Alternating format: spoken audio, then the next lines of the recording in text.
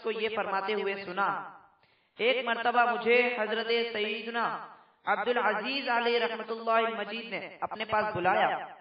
میں اس وقت کچھ غمگین تھا، لہٰذا اس وقت آپ کی خدمت میں حاضر خدمت نہ ہو سکا۔ پھر جب میں آپ کے پاس حاضر ہوا تو آپ رحمت اللہ تعالی علیہ نے پوچھا، خیریت تو تھی؟ کل تم آئے نہیں۔ میں نے کہا، ہاں خیریت تھی، اللہ عز و جل جس حال میں رکھے ہم تو اس کی رضا پر راضی ہیں۔ کل میں گھر والوں کو خورد و نوش کا سامان مہیا کرنے کے لیے مزدوری کی تلاش میں تھا، اس لیے حاضر خدمت نہ ہو سکا۔ آپ رحمت اللہ تعالی علیہ نے پوچھا، کیا تمہیں کل مزدوری ملی؟ میں نے کہا نہیں۔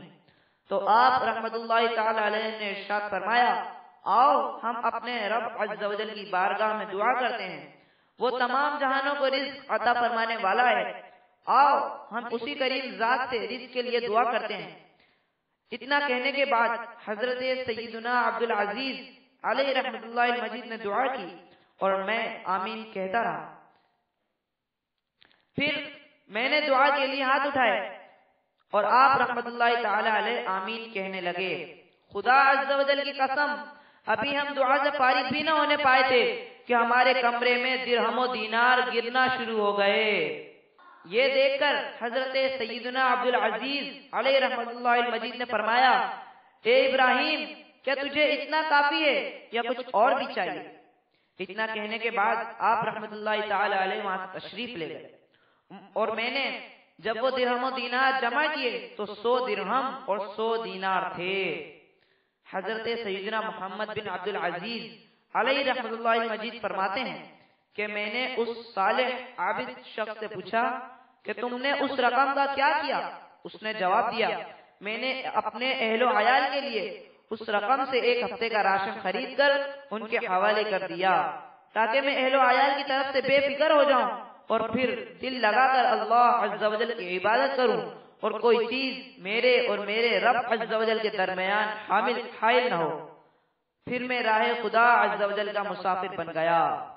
حضرت سیدنا محمد بن عبدالعزیز علیہ رحمت اللہ المجید فرماتے ہیں، خدا عز و جل کی قسم، یہی وہ لوگ ہیں جنہیں اللہ عز و جل بے حساب رزق عطا فرماتا ہے۔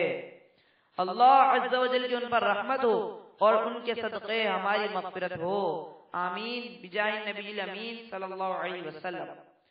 مدنی چینل کے ناظرین، الحمدللہ ہمارے شیخ طریقت امیر اہل سنت دامت برکاتہم العالیہ نے ہمیں ایک مدنی مقصد عطا فرمایا ہے۔ آپ بھی میرے ساتھ بلند آواز سے دوہرا لیجئے، مجھے اپنی اور ساری دنیا کے لوگوں کی اصلاح کی کوشش کرنی ہے انشاءاللہ عز و جل۔ اس مدنی مقصد کے حصول کے لیے ہر اسلامی بھائی کو چاہیے کہ اپنے اپنے شہروں میں ہونے والے دعوت اسلامی کے ہفتہ وار سنتوں بھرے اجتماع میں پابندی وقت کے ساتھ شرکت فرما کر خوب سنتوں کی بہاریں لوٹیں۔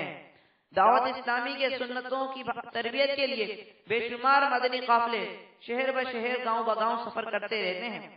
آپ بھی سنتوں بھرا سفر اختیار فرما کر اپنی آخرت کے لیے نیکیوں کا ذخیرہ اکٹھا کریں۔ باکردار مسلمان بننے کے لیے مکتبۃ المدینہ سے مدنی انعامات نامی رسالہ حاصل کیجیے۔ ہر اسلامی بھائی اور اسلامی بہن اس کے مطابق زندگی گزارنے کی کوشش کرے۔ اس پر استقامت پانے کے لیے رسالے میں دیے ہوئے طریقے کے مطابق اس کا رسالہ پر کر کے اپنے علاقے کے دعوت اسلامی کے ذمہ دار کو ہر ماہ جمع کرائیں۔ انشاءاللہ عز و جل آپ کی زندگی میں حیرت انگیز طور پر مدنی انقلاب برپا ہوگا انشاءاللہ عز و جل۔ اللہ کرم ایسا کرے تجھ پہ جہاں میں، اللہ کرم ایسا کرے تجھ پہ جہاں میں، اے دعوت اسلامی تیری دھوم مچی ہو، اے دعوت اسلامی تیری دھوم مچی ہو، آمین بجائے نبی الامین صلی اللہ علیہ وسلم۔ الحمدللہ رب العالمین والصلاة والسلام علی سید المرسلین، اما بعد فاعوذ باللہ من الشیطان الرجیم، بسم اللہ الرحمن الرحیم، الصلاة والسلام علیک یا رسول اللہ وعلى آلك وأصحابك يا حبيب الله الصلاۃ والسلام علیک یا نبی اللہ وعلی آلک واصحابک یا نور اللہ۔ بے چین دلوں کے چین، رحمت دارین، تاجدار حرمین، سرور کونین، نانا حسنین صلی اللہ تعالی علیہ وآلہ وسلم و رضی اللہ تعالی عنہما کا فرمان رحمت نشان ہے۔ جب جمعرات کا دن آتا ہے اللہ تعالیٰ فرشتوں کو بھیجتا ہے جن کے پاس چاندی کے کاغذ اور سونے کے قلم ہوتے ہیں۔ وہ لکھتے ہیں کون یوم جمعرات اور شب جمعہ مجھ پر کثرت سے درود پاک پڑھتا ہے۔ صلو علی الحبیب صلی اللہ تعالی علی محمد صلی اللہ علیہ وسلم۔ حضرت سیدنا ابو ہریرہ رضی اللہ تعالی عنہ سے روایت ہے، حضور اکرم نور مجسم شاہ بنی آدم رسول محتشم شافع امم صلی اللہ تعالی علیہ وآلہ وسلم فرماتے ہیں رمضان کے بعد محرم کا روزہ افضل ہے اور فرض نماز کے بعد صلاۃ اللیل یعنی رات کے نوافل ہیں۔ طبیبوں کے طبیب اللہ کے حبیب حبیب لبیب عز و جل و صلی اللہ تعالی علیہ وآلہ وسلم کا فرمان رحمت نشان ہے، محرم کے ہر دن کا روزہ ایک مہینے کے روزوں کے برابر ہے۔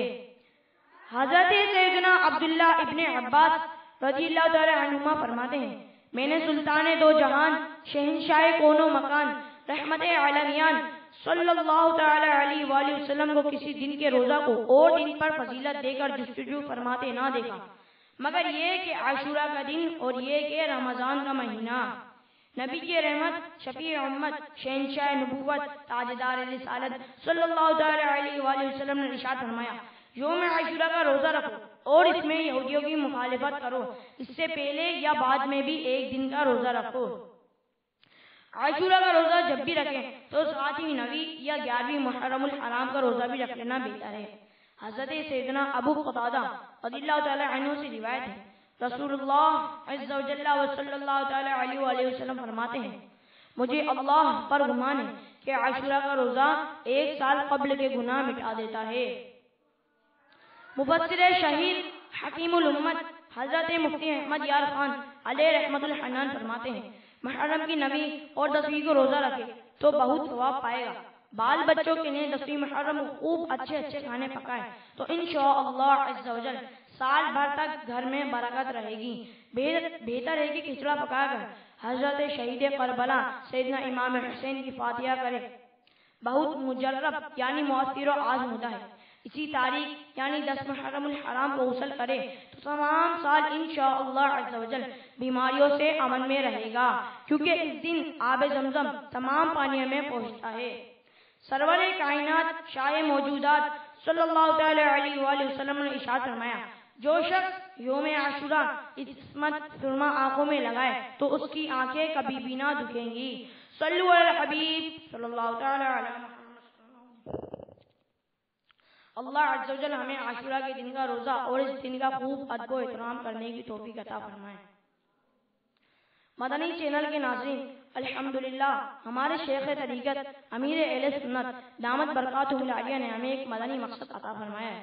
آپ بھی میرے ساتھ بلند آواز سے دہرا لیجیے مجھے اپنی اور ساری دنیا کے لوگوں کی اصلاح کی کوشش کرنی ہے انشاءاللہ عز و جل۔ اس مدنی مقصد کے حصول کے لیے ہر اسلامی بھائی کو چاہیے کہ اپنے اپنے شہروں میں ہونے والے دعوت اسلامی کے ہفتہ وار سنتوں بڑے اجتماع میں پابندی وقت کے ساتھ شرکت فرما کر خوب سنتوں کی باریں لوٹیں۔ دعوت اسلامی کے سنتوں کی طبیعت کے لیے بے شمار مدنی قافلے شہر و شہر گاؤں بگاؤں سفر کرتے رہتے ہیں۔ آپ بھی سنتوں بڑا سفر اختیار فرما کر اپنی آخرت کے لیے نیکیوں کا ذخیرہ اکٹھا کریں۔ باکردار مسلمان بننے کے لیے مکتبۃ المدینہ سے مدنی انعامات نام رسالہ حاصل کیجیے۔ ہر اسلامی بھائی اور اسلامی بہن اس کے مطابق زندگی گزارنے کی کوشش کریں۔ اس پر استقامت پانے کے لیے رسالے میں دیے ہوئے طریقے کے مطابق اس کا رسالہ پر کر کے اپنے علاقے کی دعوت اسلامی کے ذمہ دار کو ہر ماہ جمع کرائیں۔ انشاءاللہ عز و جل آپ کی زندگی میں حیرت انگیز طور پر مدنی انقلاب برپا ہوگا انشاءاللہ عز و جل۔ اللہ کرم ایسا کرے تجھ پہ جہاں میں، اللہ کرم ایسا کرے تجھ پہ جہاں میں، اے دعوت اسلامی تیری دھوم مچی ہو۔